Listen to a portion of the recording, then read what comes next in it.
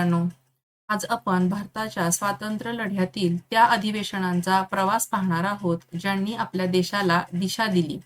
1885 मध्ये बॉम्बेच्या एका छोट्या सभागृहात सुरू झालेला हा प्रवास 1942च्या भारत छोडो आंदोलनापर्यंत पोहोचतो आणि प्रत्येक अधिवेशन म्हणजे एक नवा टप्पा, एक नवी शपथ आणि एक नवा संघर्ष होऊन बसतो.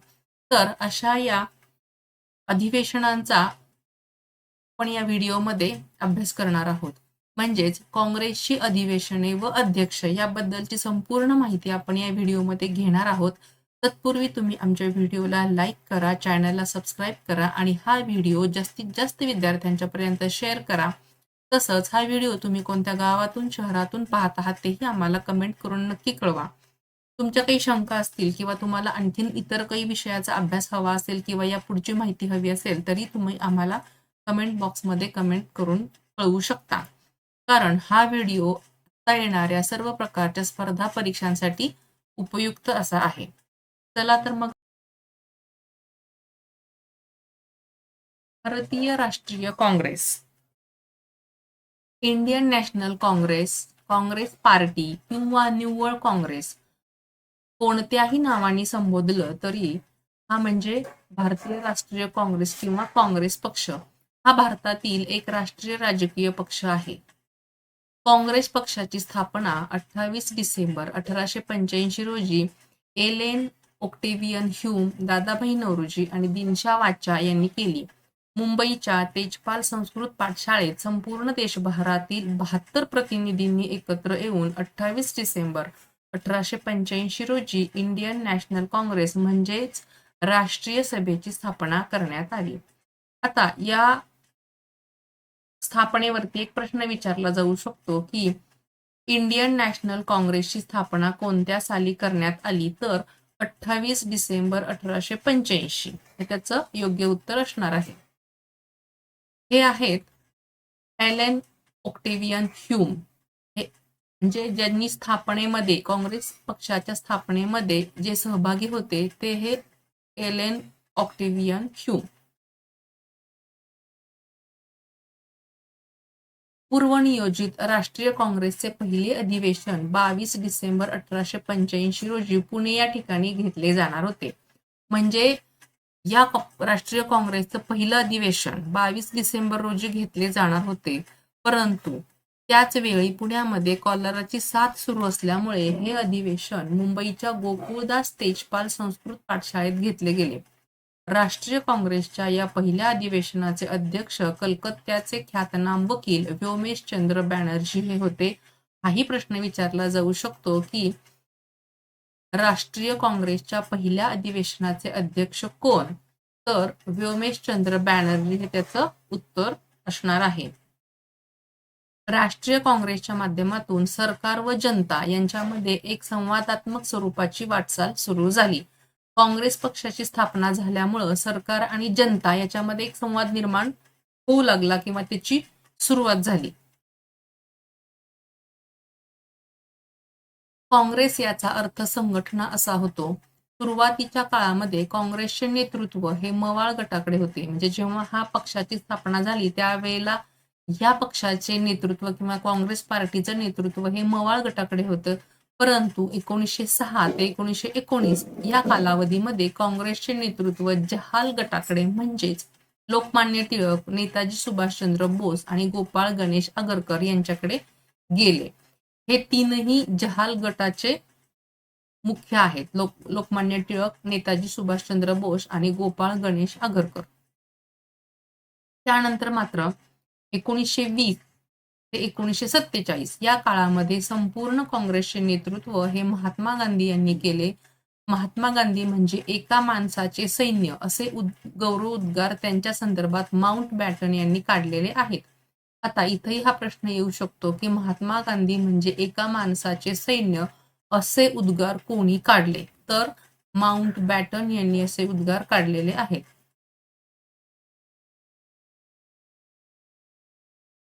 काँग्रेसच्या महत्वाच्या अधिवेशनांची माहिती आपण आता या पुढच्या भागामध्ये घेणार आहोत.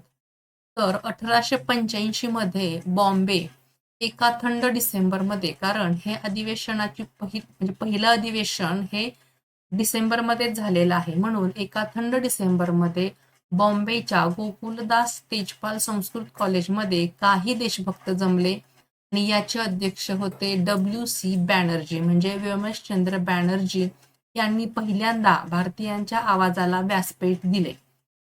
काँग्रेस पक्षाच्या माध्यमातून भारतीयांच्या आवाजाला व्यासपीठ देण्याचं काम इथं केलं गेलं. ही होती काँग्रेसची जन्मकथा. म्हणजे अशा पद्धतीनं काँग्रेस पक्षाची स्थापना झाली 1885 मध्ये, डिसेंबरमध्ये, तारीख 28 डिसेंबर. दुसरं 1906, याच्यामध्ये काही महत्वाचे अधिवेशन आहेत, त्याच्याबद्दलची आपण माहिती घेणार आहोत. 1906 मध्ये कलकत्ता येथे अधिवेशन पार पडलं आणि त्याचे अध्यक्ष होते दादाभाई नौरोजी. भारताचे वृद्ध पितामह असं त्यांना संबोधलं जायचं. त्यांनी स्वराज्य हा काँग्रेसचा उद्देश ठरवला. सभागृहामध्ये स्वराज्य आमचा जन्मसिद्ध हक्क आहे असा आवाज घुमला.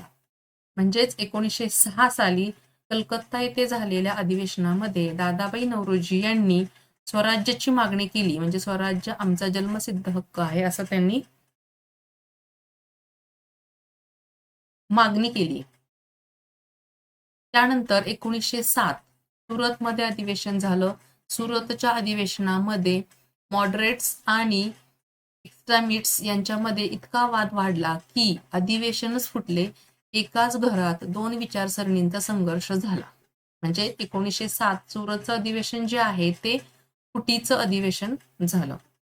1916 मध्ये लखनौ येथे जे अधिवेशन झालं त्याचे अध्यक्ष होते अंबिका चरण मुजुमदार. लखनौ येथे काँग्रेस आणि मुस्लिम लीग एकत्र आले.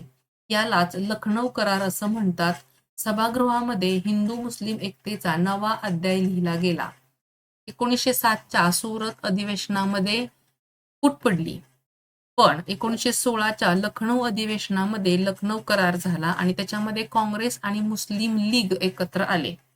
त्यालाच लखनौ करार असं म्हणतात. 1917 मध्ये कलकत्ता इथं पुढचं अधिवेशन झालं आणि त्याचे अध्यक्ष होते ॲनी बेझंट. या पहिला महिला अध्यक्ष झाल्या.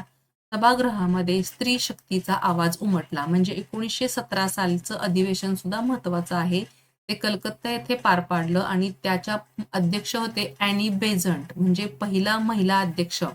राष्ट्रीय काँग्रेसच्या पहिला महिला अध्यक्ष कोण असा प्रश्न येऊ शकतो, तर त्याचं उत्तर आहे ॲनी बेझंट. आणि हे अधिवेशन कोणत्या साली भरवलं गेलं तर ते 1917 मध्ये. त्यानंतर 1920 नागपूर येथे झालेलं अधिवेशन, याचे अध्यक्ष होते सी विजय राघवाचार्य. गांधीजींच्या असहकार आंदोलनाला मंजुरी मिळाली. लोकांनी परकीय वस्त्रांचा बहिष्कार केला. शाळा कॉलेज सोडले. नागपूर येथे अधिवेशन स्वातंत्र्य संग्रामाला नवा वेग आला. म्हणजे 1920चं नागपूरचं अधिवेशन आहे ते गांधीजींच्या असहकार आंदोलनाला मंजुरी मिळाली. लोकांनी परकीय वस्तूंचा किंवा वस्त्रांचा, कपड्यांचा बहिष्कार केला. शाळा कॉलेजेस सोडले. नंतर झालं 1924चं बेळगाव अधिवेशन. हे गांधीजींच्या अध्यक्षतेखाली झालेलं एकमेव अधिवेशन आहे जे बेळगावमध्ये झालं. सभागृहात त्यांच्या साध्या वेशभूषेतूनच देशभक्तीचा संदेश झळकत होता. विद्यार्थी मित्रांनो, 1924 हे साल लक्षात ठेवायचं, कारण हे बेळगाव येथे झालेलं अधिवेशन आहे आणि गांधीजींच्या अध्यक्षतेखाली झालेलं हे एकमेव म्हणजे एकच अधिवेशन आहे. त्यानंतर झालं 1929 मध्ये लाहोर येथे अधिवेशन आणि ते नेहरूजींच्या अध्यक्षतेखाली झालं आणि यामध्ये पूर्ण स्वराज्याचा ठराव झाला. सभागृहात इंडिया वॉन्ट्स कम्प्लीट इंडिपेंडन्स असा नारा घुमला. म्हणजे स्वातंत्र्याच्या मागणीचा हे अधिवेशन होतं 1929चं. ते लाहोरमध्ये भरलं गेलं आणि त्यामध्ये संपूर्ण स्वराज्याचा ठराव पास झाला. त्यानंतर 26 जानेवारी 1930 रोजी पहिला स्वातंत्र्य दिन साजरा झाला. म्हणजे 1929ला संपूर्ण स्वराज्याची मागणी केली आणि 26 जानेवारीला 1930 रोजी पहिला स्वातंत्र्य दिन साजरा झाला. देशभरात लोकांनी स्वातंत्र्य दिन साजरा केला. गावोगावी, शहरोशहरी लोकांनी तिरंगा फडकवला. भाषणे, सभा आणि देशभक्तीचे नारे घुमले. हा दिवस भारतीय जनतेच्या मनात पूर्ण स्वराज्य मिळवण्याची शपथ म्हणून कोरला गेला. 26 जानेवारी 1930. 1931 मध्ये कराची येथे सरदार वल्लभभाई पटेल यांच्या अध्यक्षतेखाली हे अधिवेशन पार पडलं आणि यांनी मूलभूत हक्कांचा ठराव मांडला. मूलभूत हक्क कोणते? तर अन्न, वस्त्र, निवारा, शिक्षण आणि आरोग्य हे नागरिकांचे अधिकार ठरले. म्हणजे सरदार वल्लभभाई पटेल यांनी 1931च्या कराची अधिवेशनामध्ये अन्न, वस्त्र, निवारा, शिक्षण, आरोग्य या मूलभूत हक्कांचा ठराव मांडला. 1938 मध्ये हरिपुरा येथे झालेल्या अधिवेशनाचे अध्यक्ष होते सुभाषचंद्र बोस. म्हणजे सुभाषचंद्र बोस यांच्या अध्यक्षतेखाली राष्ट्रीय नियोजन समिती स्थापन झाली. देशाच्या आर्थिक स्वावलंबनाचा पाया येथे रचला गेला. 1938 हरिपुरा अधिवेशन.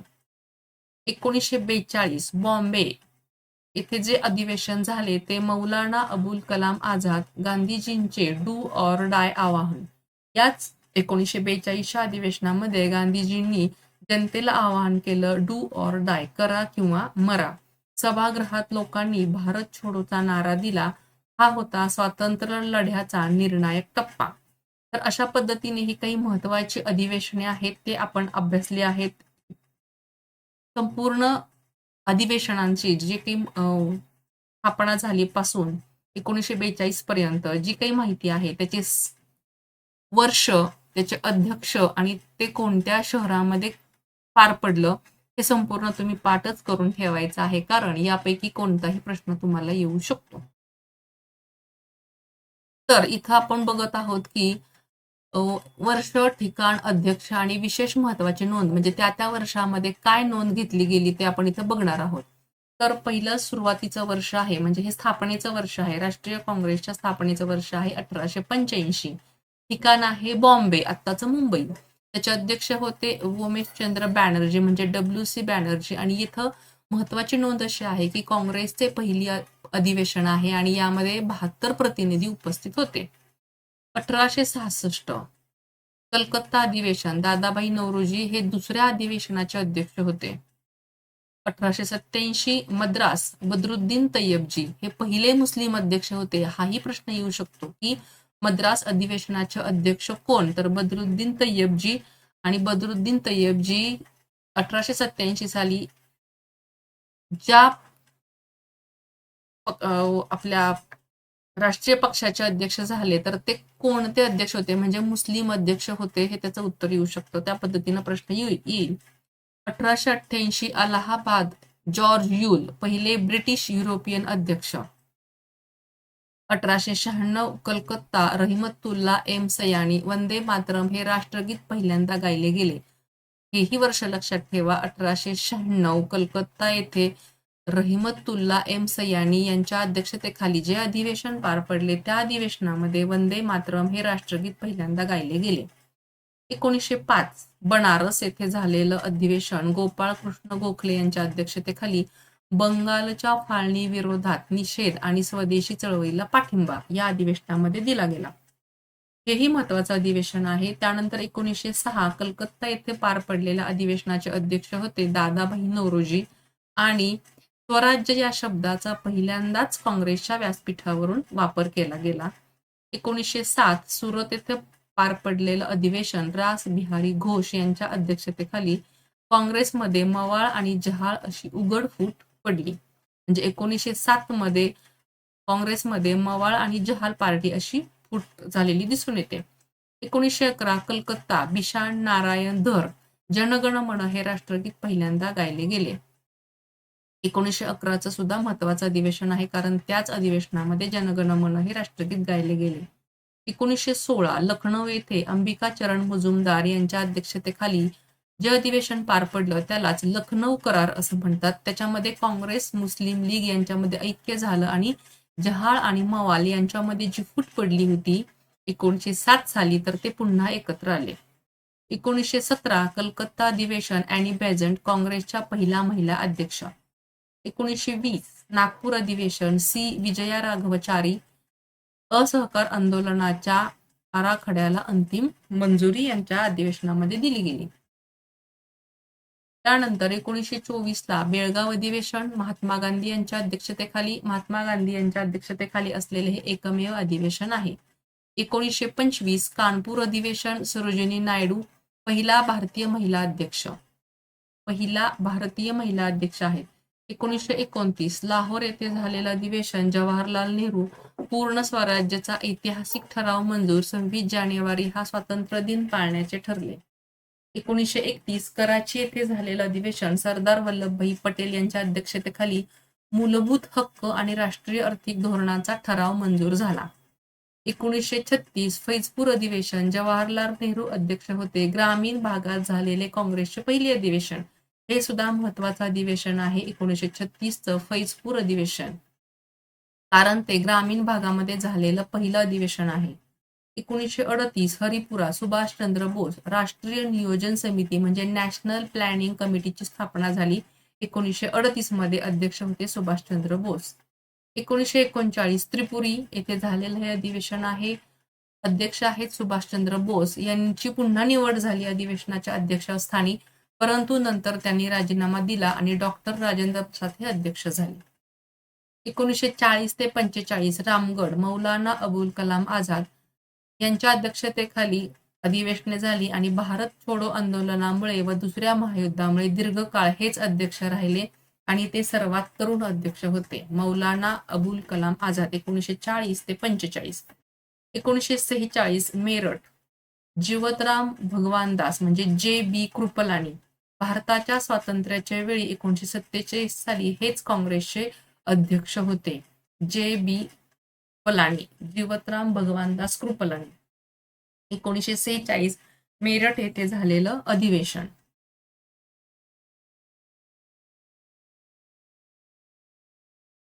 तर ही काँग्रेसची अधिवेशन आपल्याला या ठिकाणी झालेली भारताच्या नकाशावरती दिसत आहेत. मुंबईमध्ये झालेलं किंवा त्या काळचं बॉम्बेमध्ये झालेलं 1885चं हे पहिलं अधिवेशन आहे. तर तिथं अशी 6 अधिवेशनं झालेली आहेत. 1889, 1904, 1915, 1918 आणि 1934. त्यानंतर कलकत्ता येथे सर्वात जास्त अधिवेशनं झालेली आहेत. 1985 ला झाल्यानंतर दुसरं अधिवेशन 1885 ला पहिलं अधिवेशन झालं. दुसरं अधिवेशन कलकत्ता येथे 1886 ला झालं. 1890 ला, 1896, 1901, 1906, 1911, 1917, 1920, 1928 आणि 1933. त्यानंतर मद्रासमध्ये सुद्धा जास्त अधिवेशनं झालेली आहेत. 1887, 1894, 1898, 1903, 1908, 1914 आणि 1927. त्याखालोखाल लाहोर येथे झालेले अधिवेशन आहेत ते 1893, 1900, 1909 आणि 1929. दिल्लीमध्ये सुद्धा 1918 ला अधिवेशन झालं, 1923 ला झालं, 1932 ला झालं. लखनौमध्ये 1899, 1916. इलाहाबादमध्ये 1936, बनारसमध्ये 1905, बाकापूरमध्ये 1912, गुवाहाटीला 1926, गयामध्ये 1922, रामगडला 1940, नागपूर अधिवेशन 1891 आणि 1920, अमरावती 1897, बेळगाव 1924, पुण्यामध्ये 1895, सुरतमध्ये 1907, हरिपुरामध्ये 1938, अहमदाबाद 1922 आणि 1921, कराचीमध्ये 1913, 1931, अमृतसरमध्ये 1919. तर अशा प्रकारे ही राष्ट्रीय काँग्रेस अधिवेशन जी झालेली आहेत 1885 पासून 1947 पर्यंत, म्हणजे 1885 ते 1947 या कालावधीमध्ये जी अधिवेशनं झालेली आहेत राष्ट्रीय काँग्रेसची ती आपण या नकाशामध्ये पाहिलेली आहेत आणि ते अशा पद्धतीनं आहेत. तुम्ही याचाही सखोल अभ्यास करू शकता. कोणत्या शहरामध्ये जास्तीत जास्त अधिवेशनं पार पडलेली आहेत ते तुम्ही याच्यावरनं काढू शकता. सगळ्यात जास्त अधिवेशनं ही कलकत्ता येथे झालेली दिसून येतात. तर अशा पद्धतीनं तुम्ही या मॅपवरून पुढचा अभ्यास करू शकता.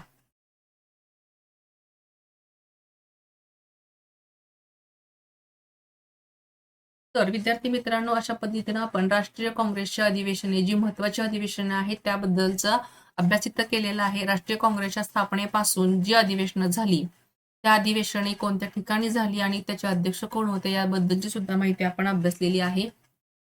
हा व्हिडिओ तुम्ही शेवटपर्यंत पाहिलात त्याबद्दल धन्यवाद. हा व्हिडिओ तुम्ही जास्तीत जास्त विद्यार्थ्यांच्यामध्ये शेअर करा. व्हिडिओला लाईक करा. शेअर करा. Thank you for watching and subscribe.